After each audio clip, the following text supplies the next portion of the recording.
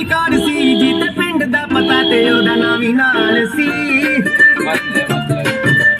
ਤੀਜੇ ਦਿਨ ਉਹਦੇ ਹੱਥ 'ਚ ਗੁਲਾਬੀ ਕਾਰ ਸੀ ਜੀ ਤੇ ਪਿੰਡ ਦਾ ਪਤਾ ਤੇ ਉਹਦਾ ਨਾਂ ਵੀ ਨਾਲ ਸੀ।